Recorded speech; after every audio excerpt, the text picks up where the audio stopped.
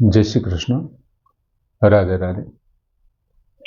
મિત્રો, કાલે 15મા અધ્યાયના 19મા શ્લોકમાં આપણે જોયું કે ભગવાને અર્જુનને વાત કરી કે યહ મામ એવમ અસમ્મૂઢ જાનાતિ પુરુષોત્તમ, જે મને મોહરહિત મનુષ્ય જે મને પુરુષોત્તમ તરીકે જાણે છે, સ સર્વવિત અને સર્વભાવેન મામ ભજતી, તે સર્વવિત એટલે કે સર્વજ્ઞ છે અને બધી જ પ્રકારે તે મારું ભજન કરે છે.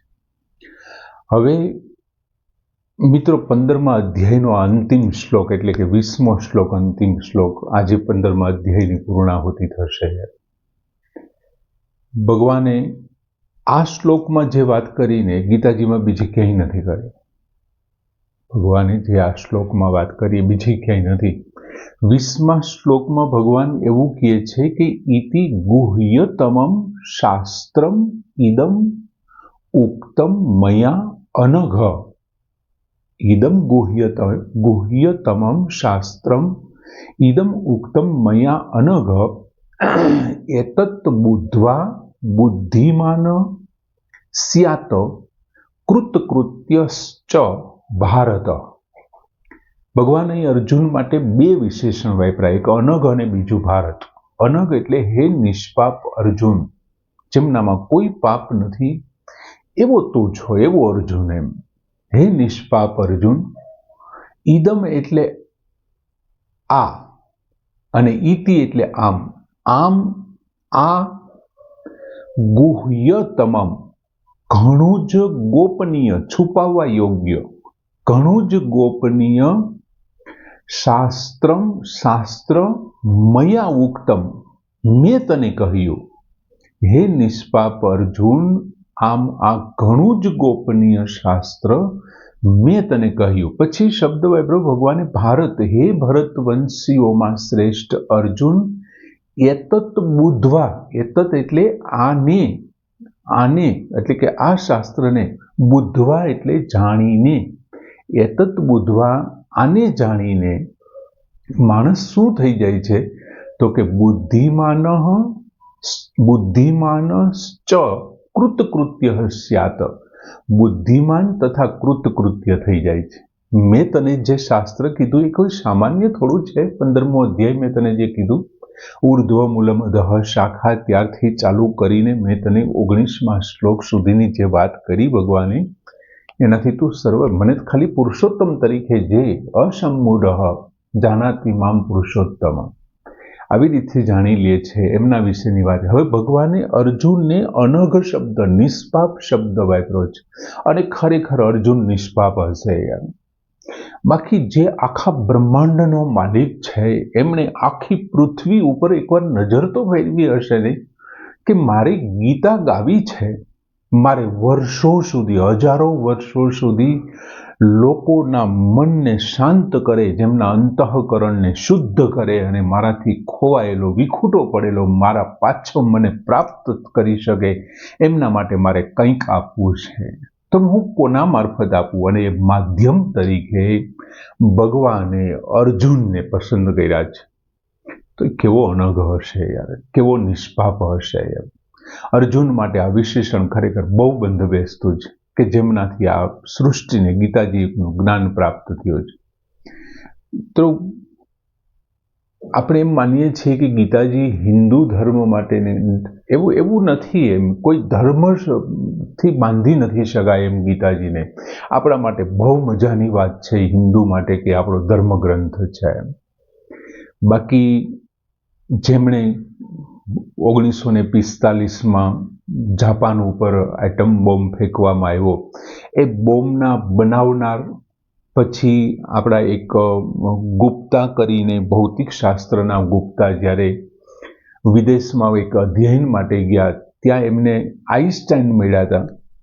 અને ત્યારે આઈન્સ્ટાઈને એમને જ્યારે ગીતાજી ઉપર એમણે જે ચર્ચાઓ કરી, અને આ જ્યારે ટાઈમ બોમ્બ મૂકવામાં આવ્યો, ફોડવામાં આવ્યો, ત્યારે એમના સર્જકના મોઢામાંથી શ્રીમદ ભગવદ્ ગીતાજીના 11મા અધ્યાયનો એક શ્લોક એના મુખમાંથી નીકળી પડ્યો હતો. તમે વિચાર કરો, એ વ્યક્તિએ ગીતાજીનું કેવડું અધ્યયન કર્યું હશે. કેવડું અધ્યયન હશે એમને ભગવાનના વિશ્વરૂપ દર્શનનો એક શ્લોક એમણે ત્યાં, દુનિયાનો મહાન વૈજ્ઞાનિક આઈન્સ્ટાઈન જેને કહેવાય, એ પણ ગીતાજીને એક આલ્બર્ટ શનકે નામનો કોઈ એક તત્વચિંતક વિદેશના, હું ન ભૂલતો હોય તો સ્કોટલેન્ડના હતા, એમની પ્રત એમને ભેટ આપી હતી આ ગુપ્તાજીને. અને રવિન્દ્રનાથ ટાગોર જ્યારે ગયા, ક્યામની એની કોઈ એક દેશની યાત્રા હતી, ત્યારે રવિન્દ્રનાથ ટાગોર તો આપણે જાણીએ છીએ સાહિત્યનો જીવડો હતો. એમની ઈચ્છા હતી કે હું તમારા દેશના મોંઘા પુસ્તકોને જોવા માંગુ છું, કે તમારા દેશના મોંઘામાં મોંઘા પુસ્તકો ક્યાં છે. ત્યારે એમના અધિકારીઓ એક બહુ કિંમતી વસ્ત્રોમાં વીંટાળેલા અમુક પુસ્તકો લઈને આવ્યા. એમાં રવિન્દ્રનાથ ટાગોરે એમાંનું એક પુસ્તક જોયું, એ શ્રીમદ ભગવદ્ ગીતા હતા. ત્યાંના દેશમાં એ મોંઘામાં મોંઘા પુસ્તકો, એટલે મોંઘા એટલે પૈસાની દ્રષ્ટિએ મોંઘાની વાત નથી કરતો, જે અનમોલ છે, જેની કોઈ કિંમત ન કરી શકાય, એવા પુસ્તકોમાં એમની ગણતરી થાય. એટલે આવી આ ગીતાજીને અવતરવા માટે અર્જુન છે એ માધ્યમ છે, એટલે સ્વાભાવિક છે કે નિષ્પાપ હોય. બીજું, અર્જુનની અંદર એક ખાસિયત હતી કે દોષ દ્રષ્ટિ વિનાનો હતો. ધૃતરાષ્ટ્રે ગીતાજીના પહેલા શ્લોકમાં એવું કીધું, મામ કાહા પાંડવાહ કિમ કુર્વત સંજય, મારાને પાંડુના પુત્ર શું કરે છે. અને એ જ અર્જુન 26મા શ્લોકમાં લગભગ 31મા શ્લોકમાં સ્વજન શબ્દ વાપરે છે. મારા તો સ્વજન છે. આટલું દુર્યોધને એણે કર્યું, એમ છતાં અર્જુન સ્વજન ગણે છે. તો એ દોષ દ્રષ્ટિ વિનાનો છે. અર્જુનને કોઈનામાં દોષ દેખાતા જ નથી. આવો વ્યક્તિ જ ભક્તિનો અધિકારી છે કે જેમને બીજાના દોષ જોવાની ટેવ ન હોય, અને એમની પાસે જ છુપી વાત રજૂ થાય. એટલે તો ભગવાને કીધું, ગુહ્યતમમ ઇદમ શાસ્ત્રમ મયા ઉક્તમ અનગ, મેં તારી પાસે અત્યંત છુપી વાત રજૂ કરું છું. એ જ ભક્તિનો અધિકારી છે. દોષ દ્રષ્ટિનું કારણ છે એ શું છે તો કે અભિમાન છે. અને અભિમાન શેનું માણસને આવે તો કે જેમની અંદર જેની પોતાની ઉણપ હોય ને એમનું એ અભિમાન કરતો હોય, અને ઉણપ હોય ને એ બીજાની અંદરથી એ ઉણપને શોધી લે, આની અંદર આ નથી અને મારી પાસે આવું છે, અને એમનો એ અભિમાન કરતો. બીજું, દોષ દ્રષ્ટિવાળા વ્યક્તિને ભગવાન કદાચ એવું કહે કે હું પુરુષોત્તમ છું, પુરુષોત્તમ કહે તો એ શું કહેશે, એમની અંદર પણ એમને દોષ દ્રષ્ટિ દેખાશે કે આ માણસ તો પોતાને પુરુષોત્તમ ગણે છે, આ તો આત્મશ્લાઘી છે, પોતે જ પોતાના વખાણ કરવા વાળો છે, અને એ વિશ્વાસ નહીં કરે ભગવાન ઉપર. ભગવાનની વાતને હસી કાઢશે, એમાં પણ દોષ જોશે. અને ભગવાન પ્રત્યે દોષ દ્રષ્ટિ કરવાથી તેનું ખૂબ જ નુકસાન થાય છે. એટલે ભગવાન છે ને આવા દોષ દ્રષ્ટિ વ્યક્તિઓ હોય છે, એમની પાસે આવો છુપા જ્ઞાન, ભગવાન અને સંતજનો આવી ગોપનીય વાતોને રજૂ નથી કરતા. એમને ખબર જ નથી પડવા દેતા કે હું કોણ છું એમ, અથવા ભગવાન સામેથી એમને નથી કહેતા. ઇતિ ગુહ્યતમમ શાસ્ત્રમ ઇદમ, એવું ભગવાને કીધું, આ અત્યંત ગોપનીય શાસ્ત્ર મેં તને કહ્યું છે. 14મા અધ્યાયના 26મા શ્લોકમાં ભગવાને વ્યભિચારીની ભક્તિ વિશેની વાત કરી. અને પછી આ અધ્યાયમાં ભગવાને ક્રમશઃ આપણે જોઈએ તો 19મા શ્લોક સુધી સૌથી પહેલા સંસાર વૃક્ષની વાત કરી. ત્યાર પછી એ વૃક્ષને કેવી રીતે કે ભાઈ તું દ્રઢ વૈરાગ્યથી એમને કાપી શકે. ત્યાર પછી ભગવાને પોતાના પ્રભાવની, આ સૃષ્ટિની અને પોતાના પ્રભાવની, એમાં પોતાની જે જ્યાં વિભૂતિઓ છે એમની વાત કરી. ત્યાર પછી ક્ષર અને અક્ષર વિશેની વાત કરી. એમાંથી ક્ષરથી અતીત અને અક્ષરથી જુદો અન્ય પુરુષ, પુરુષોત્તમ તરીકે, આ પુરુષોત્તમ તરીકે જે વાત કરીને કે હું પુરુષોત્તમ છું, એ અત્યંત ગોપનીય વાત છે. કે આ બધું જે છે એમની ઉપર જે એક પુરુષોત્તમ બેઠો છે એ હું છું. અને જો મને તું પુરુષોત્તમ તરીકે જાણી લેશો, તારે કંઈ જાણવાનું બાકી, તારા બધા સંશયો, પ્રશ્નો બધા જ સોલ્વ થઈ જશે. જેમ કોઈ નાટક ભજવાતું હોય અને નાટકમાં કોઈ પાત્ર છે એ કોઈ કિરદાર ભજવતો હોય, અને આખો કિરદાર પૂરો થઈ જાય ને ત્યાં સુધી એક પણ વખત પોતે કોણ છે ને એ કે જ નહીં, એ કોણ છે એમ કે જ નહીં. એમ ભગવાન પોતે અહીં પૃથ્વી ઉપર વસુદેવના પુત્ર વાસુદેવ થઈને કૃષ્ણ બનીને કિરદાર ભજવી રહ્યા છે. મહાભારતના યુદ્ધમાં અર્જુનના સારથીનો કિરદાર ભજવી રહ્યા છે, પણ એમને એમ લાગ્યું કે અર્જુન તો નિષ્પાપ છે, અનઘ છે. એટલા માટે અર્જુનને કહે છે કે અત્યાર સુધી મેં તને જે આ શાસ્ત્રોની વાત કરીને અને જે સર્વે વેદૈહિ બધા વેદો અને લોક શાસ્ત્રો, આપણે ત્યારે કીધું હતું ને કે લોકનો અર્થ શાસ્ત્ર લેજો.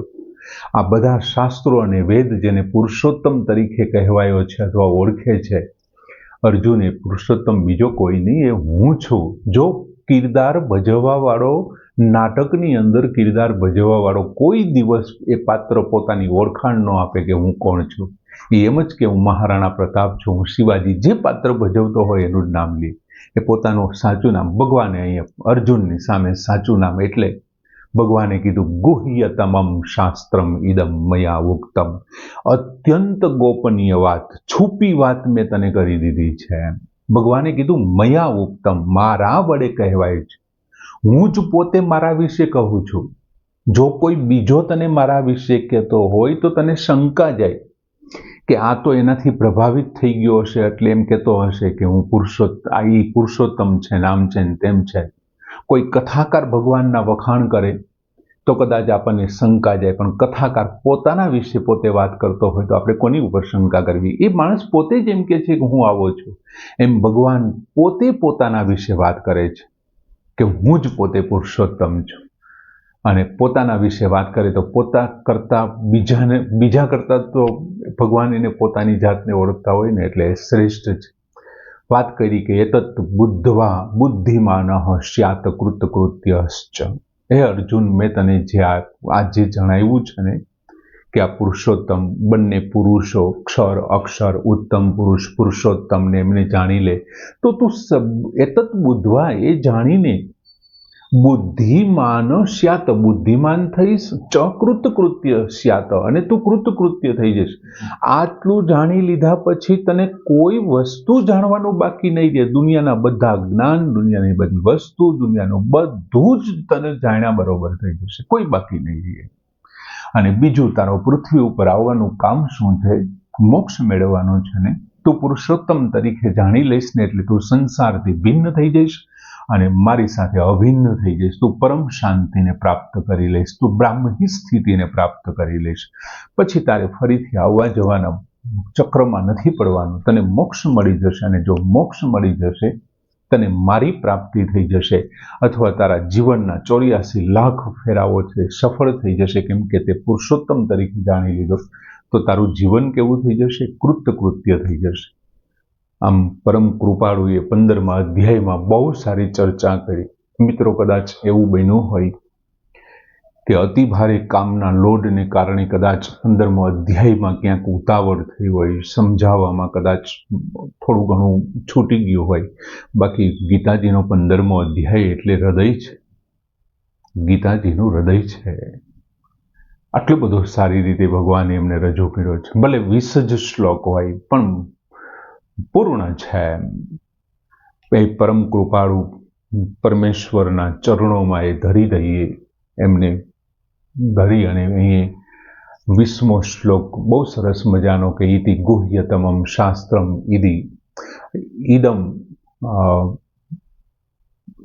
ઇદમ ઉક્તમ મયા અનગઃ એતત બુદ્ધવા બુદ્ધિમાન સ્યાત કૃતકૃત્યશ્ચ ભારત. અહીં પૂર્ણ કરીએ. જય શ્રી કૃષ્ણ. મિત્રો, એ સાથે આપણે પહેલા અધ્યાયની પુષ્પિકા એક અલગથી આપી હતી, ત્યાર પછી આપણે પુષ્પિકા સાથે જ આપીએ છીએ. એ પરમ કૃપાળુને પુષ્પિકા સાથે આપણો 15મો અધ્યાય એના ચરણોમાં ધરીએ અને એમને વિનંતી કરીએ કે 15મા અધ્યાયમાં આપે જે પ્રમાણે અતિ ગુહ્ય શાસ્ત્ર રજૂ કર્યું, એ ગોપનીય શાસ્ત્રની અંદર છુપાયેલી ગોપનીયતા અમારા મનની અંદર કાયમ સ્થાયી રહીએ, સ્થિત રહીએ અને અમે પ્રયત્ન કરી શકીએ અને સફળ રહીએ એવી આશા રાખીએ. એ સાથે ઓમ તત્સત ઇતિ શ્રીમદ ભગવદ્ ગીતાસુ ઉપનિષત્સુ બ્રહ્મ વિદ્યાયામ યોગશાસ્ત્રે શ્રી કૃષ્ણ અર્જુન સંવાદે પુરુષોત્તમ યોગ નામ 15મોऽધ્યાય શ્રી કૃષ્ણાર્પણ વસ્તુ. જય શ્રી કૃષ્ણ.